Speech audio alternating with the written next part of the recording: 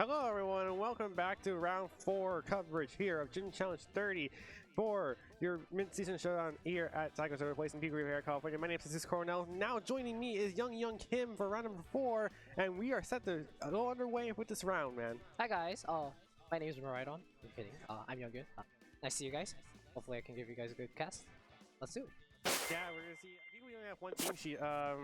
Let's get the other one. But while we got the other team sheet, our teams here is gonna be from Abigail Watson and Alexis Harrison. And for Abigail, we're gonna see the Zamazenta, Rillaboom, Gastrodon, Chi-Yu, Whimsicott, and Golden Go, a team we already saw earlier in the stream. Right, with Josh, right? Yeah, we'll switch Josh Dank earlier. And Alexis, she's running a team of Chi-Yu, Terapagos, Urshifu Rapid Strike, Fluttermane, Tornadus Incarnate, and Amoonguss. A pretty standard Tailwind Hyper Offense team, taking advantage of the, I believe, what is Choice Specs Terapagos, which saw some very good success in the recent Indianapolis Regional.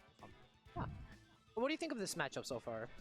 Like, the thing about this matchup is just coming down to who can get their game plan going, because we saw earlier from Zamazenta, quite similar to this one, being that if Zamazenta gets game plan of get damage over time, right, like working, it can certainly do numbers. But Alexis has counter activity with that Tornadus plus special attacker spam, which seems to be like the way to go for Terapagos, because I feel like we're finally settling into a metagame where like going fast seems to be the way. Yeah, fast teams seem to be the way, and as we can both tell, this is essentially a Tailwind mirror with both teams' primary goal being essentially to set up Tailwind. As we can see, the Whimsicott and Zamazenta lead from Abigail, and the Tornadus Fluttermane lead from Alexis, and both are likely to try to set up Tailwind, or maybe even better, Whimsicott might punish the Tornadus and set up with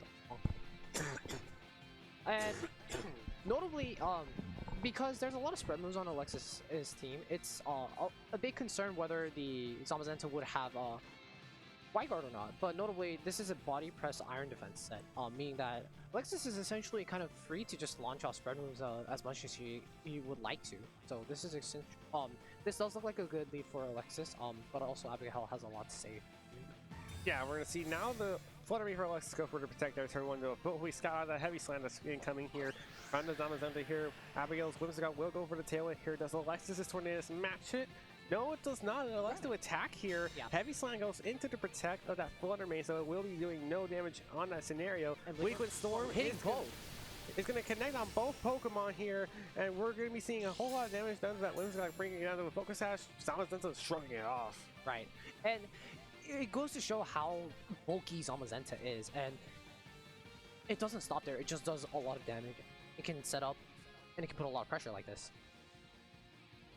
Yeah, all that Zamazenta pressure could do with that heavy slam, or maybe even a body press onto the Tornadus, it should have tried to call a switch up. But it's interesting to know that Alexis didn't opt to go for the tailwind there. Probably was a safer move in that regard, because Tornadus isn't really in threat of a knockout at this very moment, and it allows this sort of gameplay where it's like Fluttermane is still like in trouble, so yeah, you're probably forced to switch out here. Right. But here is a bigger issue here as we're gonna see the Amoonguss come in. The Amoonguss switch in is nice here. You're able to pretty much resist the heavy slam or the body press. It's very smart. And the encore, and she stays in using the Tornadus. So she opts to just click Weakwind Storm if things, and the Zamazenta's heavy slam goes into the and a critical hit. This is kind of it's rough for Alexis here, unfortunately, as you're meant to take a little bit less than that damage, and to get that safe switch in and the critical hit on the Whimsicott, which didn't really matter, but it's funny to see. As Alexis continues to get chip in, and we see the Gastrodon and Chi-Yu in the back. This is actually a really nice time for Chi-Yu to kind of come in and just start clicking Heat Wave. And Alexis will definitely have trouble kind of dealing with that and shrugging it off. Yeah, I mean, bringing in the Chi-Yu wouldn't be the worst case scenario here, because Alexis is locked into that Weakwind Storm, so no tailwind pressure can come in here. Don't really want to be doing anything right here in the scenario, because Amoonguss is, I mean, it's not in a great spot right now. You're even if you go Terra Water here, it's not really that helpful. Right. And Amoonguss goes for the protect. Essentially, it scout out for the Heat Wave, which was likely hitting, and will connect on the Tornadus. Will connect on the Tornadus, and it does connect on the Tornadus. Bring it down to very low health on the body press going into Tornadus for the knockout.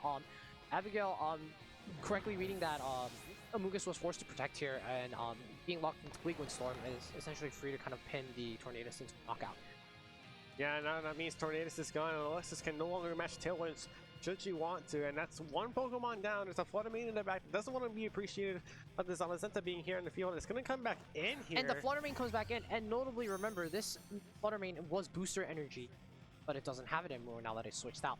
And there's no way to kind of pressure Icy Winds or some form of speed control up on Abigail, and especially that we're in Tailwind, the Zamazenta and Chi is essentially free to just launch off attacks as many times as it.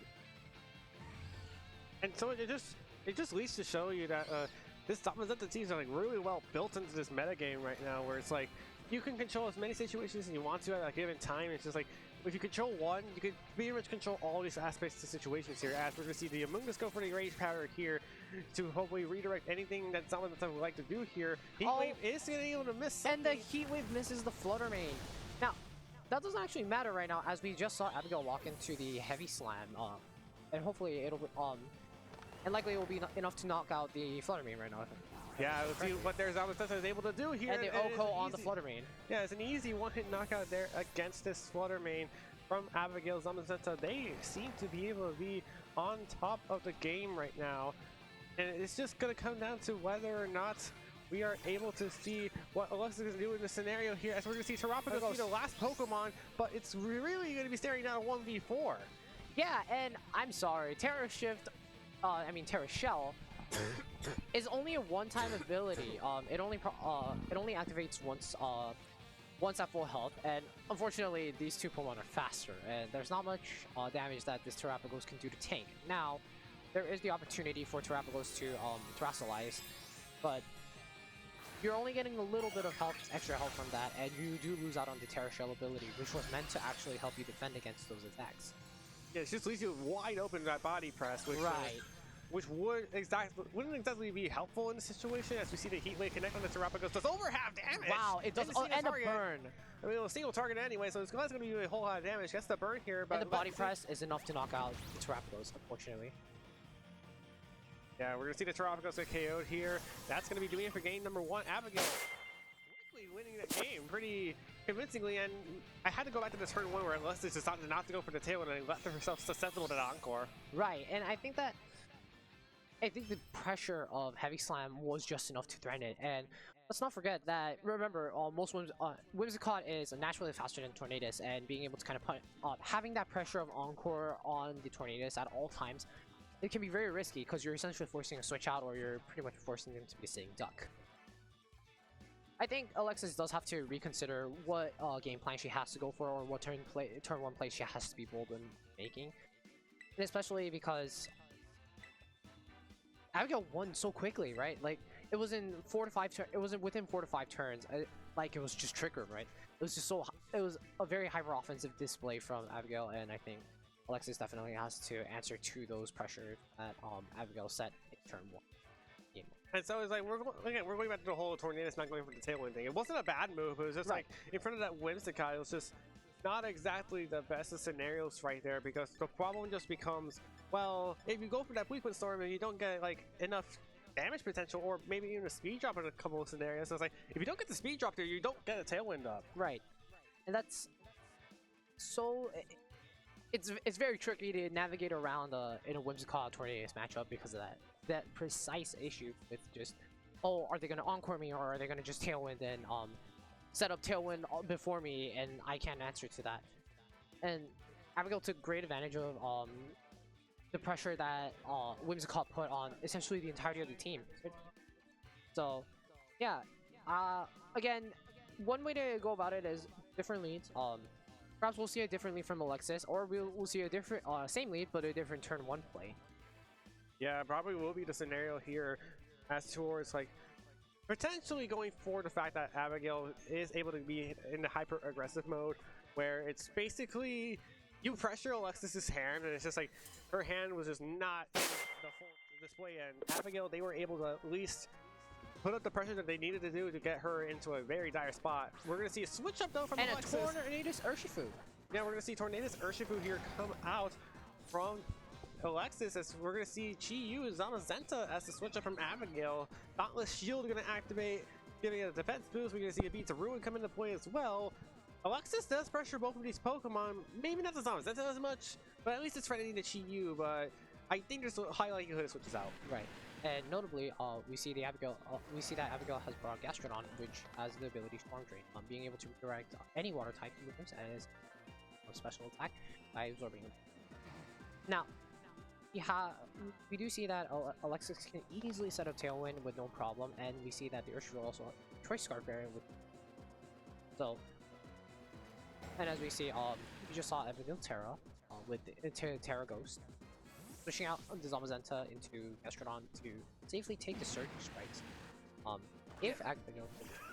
Yeah, and here comes the Gastrodon in for the Surging Strikes that's potentially going to be coming out from Alexis' Urshifu, and we're going to be seeing its Resolution just come out here, and it will be the Chi-Yu into the Ghost typing, so there is the option of close combat here, and Abigail says, hey, I'm just going to turn that off real quick. Right. And you've essentially blocked off 3 of Urshifu's moves right here. And the close combat into the Gastrodon. This is a very smart. This is so smart about. This covers for essentially Terra, the Gastrodon's switch in, and just wasted a turn essentially switching into Gastrodon, right? Yeah, and now Gastrodon's taking a little bit of damage here. We're seeing Bleakwind Storm come out into both of these Pokemon. Not going to be doing a whole lot of damage to either of them. Speed drops the Gastrodon, importantly. Doesn't get it onto the Chi-Yu though, as it fires out the Dark Pulse for a one-hit knockout. And once again, no Tailwind from Alexis. Right, and notably no Tailwind from Alexis, but also notably the Torn went first over Chi-Yu, correct? Yeah, it did. Yeah. So this is good information for Alexis to go off of. If she's able to take this game going into game 3. And what do you think about this turn? What do you think about the no Tailwind setup so far? Another wait to see what's coming out here, and we're gonna see Alexis bring out Terrapagos once again, and here comes the Terra Shift, getting it into his Terrestrial form, bringing up that Terra Shell into play. This Terrapagos does have a super effective attack should it want to go for that Terra Starstorm with the Stellar Terra. Right. Conversely, that close combat's easy bait for that Gastrodon, and now that Zamazenta switched out, Dauntless Shield is turned off for the rest of this battle. Right, and there's a lot of things to consider here. Are you going to take the close combat again, or are you going to switch out and preserve the Gastrodon to make sure it doesn't that the Urshifu can't freely click Surging Strikes into the other 3 mons? And most importantly, is Alexis going to Terra here? That's something to definitely consider. Remember, that Terra Shell. Ooh, Urshifu going to switch out instead right? here. And we're going to be seeing this Urshifu switch out into the Amoonguss again. So we see the Fluttermane actually take the bench this time around for this. Yes. And we're going to be seeing the Terrestrialization of Stellar for this Terrapagos coming in. And yeah, the Amoonguss switch in is very nice here. Although you take away the Terra Shell here, you're only taking single target damage. And likely, likely Alexis has likely clicked the. And the Dark Pulse goes into the Amoonguss, and it's not going to be doing. It's almost going to knock it out, but instead we're just going to see the Terra Starstorm get a double knockout here. Should Amoonguss flinch here will not matter because now there's no one here. Right, and we took out 2 slots already, and what's left over here is the Whimsicott and the Dauntless, shieldless Zamazenta, if you will. Though Abigail gets 2 free switch ends, it's a lot to think about because now the Amoonguss didn't get knocked out. Notably, we see that the Zamazenta only has single target moves, and it allows the Amoonguss to just click Rage Powder and allows Terrapagos to click Terra Starstorm whenever and however it likes, right? Yeah, and now we see Zamazenta and Whimsicott being the last Pokemon for Abigail. You can't get Tailwind control, but the problem just because there's a Amoonguss, you gotta take care of it before you can do anything else. The beneficiary here is the Terrapagos is locked into that Terra Starstorm because of that Choice Specs it is holding, which should be good enough for a 2-hit KO against that Zamazenta here, as we see Rage Powder go into this Amoonguss here, and Whimsicott go for the Tailwind Surge. So we get the speed control coming out from this Whimsicott. Heavy Slam goes into this Amoonguss. It's enough for the knockout, and now this Terrapagos kind of has a parry from this point onward. Yeah, there was the option for Alexis to click Protect here. If she was able to predict that the Zamazenta was going to Body Press or Heavy Slam into the Amoonguss slot. But the Starstorm going into both slots and bring Whimsicott to very low health and Zamazenta to half health. And notably, there is an Urshifu in the back. It's very important that we keep this in mind. And remember that Abigail also used her Terra, so there will be no Grass Terra from the Zamazenta, unfortunately. So this Urshifu is essentially free to click Surging Strikes. Yeah, I think it'd be really close combat here because Yeah. super effective damage towards this Zamazenza here is going to be very important as we're going to be seeing potentially Alexis forcing to gain 3 here. Yes. And I feel like that's just great adaptation from Alexis, but like it's proven necessary that this Tornadus is every game not gone for the tail end instead went for Bleakman Storm every game, but I think that turn 1 really just said a whole lot about Alexis' play and more so like, oh, you were expecting a Surgery Strikes? No, I was just close commenting the Zamazenza stuff because I know it's a +1, but if you get half damage onto the Zamazenza, that's better than nothing. And you see the Alpha Jug come out into this Whimsicott, it will be enough with a knockout, and Terra Starstorm will finish out the Zamazenza. Yeah, very great game from Alexis here. Oh, wait a minute. And the body press being able to take Terrapagos to half health. Again, showing that real bulk that Terrapagos has even outside of Terra Shell. When you Terrastallize, you do get an HP boost, which makes it even more bulkier than usual. And the Zamazenza, ooh, surviving at 2 health. Right. Now, unfortunately, this Urshifu has locked into Aqua Jet, meaning that the priority is able to knock it out. And yeah, and that's game 2 going to Alexis Harrison. Very convincing game. Even without setting Tailwind, great game from her, adapting by using Urshifu and calling out the switch using close combat. I think that was this. The play that she made was extremely safe, I think.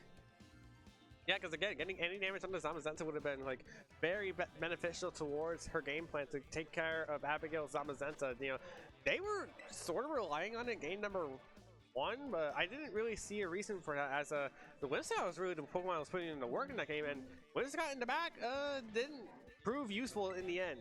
Yeah, I feel like Whimsicott came in too late at this point in game 2, where by the time it jumped in the match, we saw that Whimsicott only had one partner left to take advantage of in Tailwind, and unfortunately, one partner is not enough to knock out 3 or 4 Mons on the opponent's side, right? Yeah, it only had the Tornadus knocked out at that point. Right, and I think that we just saw like Alexis's Pokemon are extremely fast, even like starting with the Scarf Urshifu, the booster energy, and the extremely fast Tornadus we just saw in game 2 being able to outspeed Chiyu, which is Choice Specs. And Alexis might not even need to be setting up Tailwind. I think she recognizes that in games 1 and 2 and took well advantage of that and essentially tricked Abigail into thinking that she has to set Tailwind when in reality she doesn't really need. Yeah, no, the Bleakman Storm damage is actually coming in handy towards Alexis' game plan, and it just allowed the Terrapagos to get easier trying to get a knockout, and it's just like, how does Abigail respond? Does she go back? Do they go back to the game plan that they made in game number 1 here, or do they try to bring up? I mean, I don't think the Gold Angles that you could be doing much of anything in this scenario. Right. So you clearly you don't want to bring the Golden Goal here, right? There's just so many things that are pushing a knockout on it. But now the question is, do you bring that Whimsicott early on so that the rest of the team can take advantage of Tailwind after getting quickly knocked out, or do you bring Whimsicott to just continually disrupt the team, the opponent's team, and be able to have the other slot on the field be able to just dish out damage and prevent any other knockouts from happening? And we're going to see the Urshifu Amoonguss League come out from Alexis this time around. Rillaboom and Whimsicott's going to be the choice here for Abigail. So we get a double grass lead, triple grass types total. Staring down a water type Urshifu that's likely going to have to quickly U-turn this turn. But this Whimsicott, I would argue, is in a weird spot. Not because you can't just click Moonblast in front of the Urshifu, but more so like, is that the only thing you can do here? Right. The Whimsicott can maybe and the quick switch. This turn 1 went by very quickly compared to the previous 2 games, and the Tornado switch in likely to try to resist the grass type moves that are being dished out by Rillaboom's end. Whimsicott with the Moonblast going into the Amoonguss for some chip damage. Here's one hammer. Here's one hammer, and how much does it do? It does a little over half, meaning that this Tornadus, thanks to likely based on its speed and the damage that it took, means that it likely doesn't have that much bulk. And we see the Polypod go, interestingly enough, into the Amoonguss, and from the Amoonguss into the Whimsicott here. So not only is the Sash gone, it just gives Alexis a little bit of a interesting position here, because there is a possibility that you could just go Tailwind and then would hammer to knock out the Tornadus. Right. And then conversely, oh wait, there's nothing she can do about that. But it's just like, do you want to click Tailwind to set up your partners if you know you're going to get double targeted, or do you take the gamble and go for a Polypuff into the Whimsicott again, just to get more chip, or just click Polypuff into something, because you probably are going to lose your Tornadus here. Right. Unless you click Pollen Plus on your side, but that's probably not going to lead much to anywhere. Right. And when Scott does set up the Tailwind, being aware that its sash is no longer available, and Tornadoes also matches the Tailwind. This is very interesting. And as we just saw, I believe the Rillaboom click would hammer, which is going into the Tornadoes for the knockout, and this allows Alexis to get a free switch in actually. Unfortunately, Abigail has to spend a turn with Rillaboom on the Tailwind when you would like to be bringing in the Zamazenta or Chi-Yu. Here's Pollen Puff going into the Rillaboom for some nice chip damage. Though bulky, the super effective Pollen Puff does enough to chip Rillaboom for a lot of damage. I could even see, did Alexis bring Chi-Yu? Oh no, bring the Terrapagos, right. So Terrapagos is going to be coming in here for Alexis. It's a bit of an easier situation to deal with this Rillaboom because this Rillaboom is holding that. Let me go ahead. That Assault Vest. Yeah, it's an Assault Vest here. And it is just going to be able to at least shrug off one attack. He might not be able to shrug off two based on that Pollen Bow damage up, but this might be a big Terra to not only mitigate the Grassy Glide, but also just to remove the recovery here. And I'm wondering if Abigail needs to like force a switch here.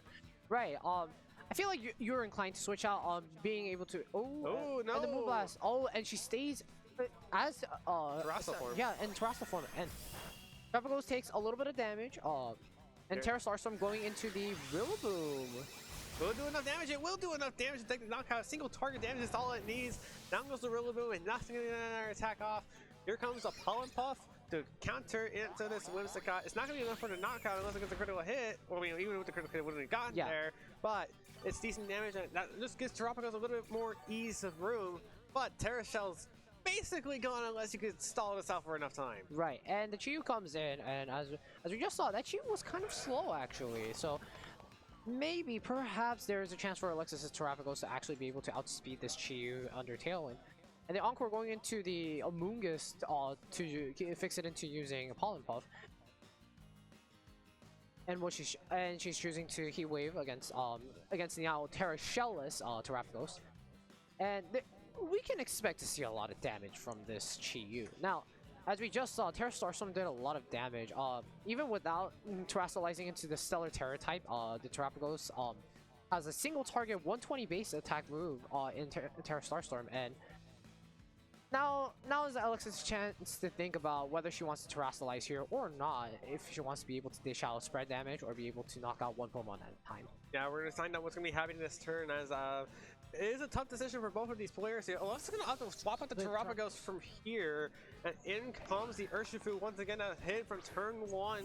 So it is just going to come back here, hopefully taking a better attack here. Moonblast once again goes into some Amoongus, and unfortunately does not get a special attack drop from this point. Heat Wave though will finish it off, and Urshifu takes half damage. Does it get burned here though? No, it does not. Yes, and this is perfect because as we know, this Urshifu has Choice Scarf, and it's very easy to click Surging Strikes here from Alexis' point of view. Now, however, you still have to be very scared of the Gastrodon. And now you want to think about, then does that mean Urshifu has to go close combat? And I think it makes a little bit more sense to go close combat. Now, there still is the option of Terra on the Chi-Yu, so this is something dangerous that Abigail can do to punish Alexis for trying to click close combat into one of these slots. Yeah, and conversely, what if the Gastrodon? So we're saying the Gastrodon is there. If it's there, does that mean? I mean, this gives Alexis a little bit more information because it gives Abigail, it gives Alexis this view of, oh hey, Abigail didn't bring their Zamazenta here. Yeah. And it's just like, what? Okay, yeah, you just dared to Chi-Yu. Oh yeah, it's gonna take a whole lot of damage from the Surging Strikes down. It goes in 2 hits. More notably, this Terrapagos still isn't going for his terrestrialization into the Stellar typing, meaning it could just take a. Okay, worst case scenario here, it takes a Moonblast special attack drop, or if the Moonblast goes into this Urshifu, which it will, it's gonna get knocked out. Right, and good on Abigail to be able to knock out the Urshifu quickly. However, this means that Terrapagos is essentially free to recover after this turn, and the Terra Starstorm going into the Whimsicott to knock it out. And that's the bad news here is that you have to Terra just to make sure the Terra Starstorm is no longer resisted against the Steel type Zamazenta. Right. So, and both Tailwinds have expired, and this gives Alexis a chance to be able to drag this to a 1v1 against the Zamazenta, and now now this is Alexis's chance to think, do I have to click that body And now, remember, this body press is going in as +1. Last time it went in, it did not go in as It was neutral. It was neutral, right. Now we have to think about whether body press is going to do more damage, and is it enough to knock out Alexis' Terrapolos, as we can see here? If it is, I mean, I wouldn't think the body press would be enough to knock it out. Maybe it might live in one hit, but I think I'm more curious on how much damage this Terra Starstorm is going to do, because you have the Terrasilites here just to make sure it is a neutral hit against the Steel type A. But if it doesn't hit a 2-hit knockout, it's not going to be anywhere close to a win here for Alexis. It's this game 3 scenario between this Terrapagos and the Body press going in, and it lives. Okay, this needs to be a critical hit from the Terra Starstorm, I believe, because we now know Zamazenta is faster than this Terrapagos. If it doesn't critical hit, the set is over. Does it hit the critical? No, it does not. And Alexis Harrison is going to fall to Abigail Watson 2-1. Right. Saving that Zamazenta until the very end for that 1v1 with Terrapagos was so smart from Abigail. Being able to do more damage than before, taking advantage of the +1 on stat on the defense stat for body press to do more damage, and not terroring, by the way. She did not terror for the entirety of the game 3. And this really goes to show that you have to think on the fly, and this game 3 showed both players play amazingly well, adapting from games 1 and 2 and being able to answer to each other's adaptations on the fly throughout the best of 3. Yeah, that means Abigail's going to probably advance to a 3-1 record heading into our final 5th round of Gen Challenge 30 here for this Minimum Season Showdown Regulation G. We'll be right back for round number 5 after this break, and you promise to not leave the stream, because you are going to be listening if you do.